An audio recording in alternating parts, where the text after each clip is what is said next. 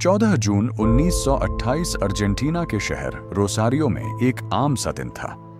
एक आम सा घर था और एक आम सा बच्चा पैदा हुआ।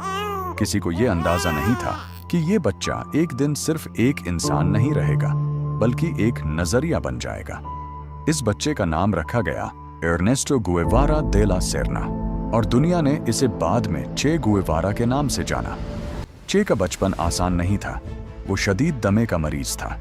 कई रातें ऐसी गुजरी जब उसकी सांस रुकने लगती और उसके वालिदैन को लगता कि शायद ये बच्चा आज की रात न बच पाए। लेकिन चे हर बार बच गया और हर बार वो अंदर से थोड़ा और मजबूत हो गया। जहां दूसरे बच्चे खेल कूद में मसरूफ होते, चे अकेला बैठा किताबें पढ़ता। खामोशी उसकी आदत बन गई थी और सोचना उसकी फितरत। उसके घर में किताबें सिर्फ अलमारियों में नहीं थीं, वो उसकी जिंदगी का हिस्सा थीं। फलसफा, तारीख, शायरी और ऐसे सवाल जिनके जवाब किसी के पास नहीं थे। चे शायरी भी करता था। वो डायरी लिखता था, अपने खौफ, अपने गुस्से और अपने ख्वाब कागज पर उतार देता था। वो इस उम्र में भी ये सवाल खुद से पूछता था कि आखिर क्यों कुछ लोग सब कुछ रखते हैं और कुछ के पास जीने के लिए भी कुछ नहीं होता। वक्त गुजरता गया और चे जवान हो गया। उसने मेडिकल की तालीम हासिल की और डॉक्टर बनने का फैसला किया, क्योंकि वो इंसानों को बचाना चाहता था। लेकिन असल सच उसे किताबों में नहीं मिला। जब चे मोटरसाइकिल पर पूरे लातीनी अमेरिका के सफर पर निकला, तो उसने वो देखा जो कोई डॉक्टर नहीं सिखाता। उसने कान देखे जो दिन रात काम करके भी भूख से लड़ रहे थे। उसने किसान देखे जिनकी जमीन उनकी अपनी नहीं थी। उसने बीमार लोग देखे जो दवा न होने की वजह से खामोशी से मर रहे थे। यहीं चे को पहली बार एहसास हुआ कि मसला बीमारी नहीं है, मसला निजाम है। वो लिखता है, मैंने इंसानों का दुख देखा है, अब मैं सिर्फ तमाशाई नहीं रह सकता। यही वो लम्हा था जहां चे के अंदर एक इनकलाबी पैदा हुआ।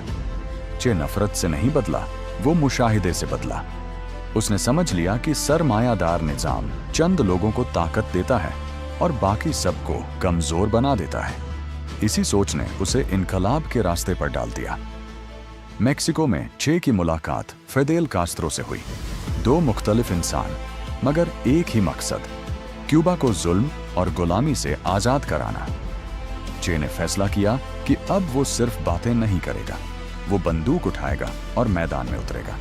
जंगल, बारिश, भूख और लगातार खतरा। चे ने गोरिल्ला जंग लड़ी, लोगों को निजाम सिखाया और सांता क्लारा की जंग जीत ली। 1959 में क्यूबा का इनकलाब कामयाब हो गया। बातिस्ता की हुकूमत खत्म हो गई और चे गुएवारा दुनिया भर में मशहूर हो गया। उसे ओहदे दिए गए, ताकत दी गई और हुकूमत का हिस्सा बनाया गया। लेकिन चे खुश नहीं था। दफ्तर, फाइलें और कुर्सियों के बीच उसका दम घुटने लगा। वो कहता था कि इनकलाब मेज पर बैठकर नहीं, मैदान में लड़कर होता है।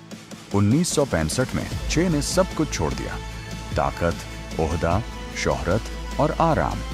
वो एक बार फिर दुनिया में इनकलाब फैलाने निकल गया। कांगो में नाकामी हुई, लोग साथ न दे सके। बोलीविया में वो बिल्कुल अकेला हो गया, बीमार जिस्म, कमजोर साथी और कोई मदद नहीं। लेकिन चे वापस नहीं गया, क्योंकि उसके लिए वापसी शिकस्त थी। अक्टूबर 1967 में बोलीविया के जंगलों में चे जख्मी हालत में गिरफ्तार हो गया। उसे एक स्कूल के कमरे में कैद कर दिया गया। वो जानता था कि अब उसका आखिरी वक्त करीब है। 9 अक्टूबर 1967 चे गुएवारा को गोली मार दी गई। उसकी लाश दुनिया को दिखाई गई ताकि लोग डर जाएं, लेकिन हुआ इसके बरक्स। चे मर गया, मगर उसकी सोच नहीं मरी।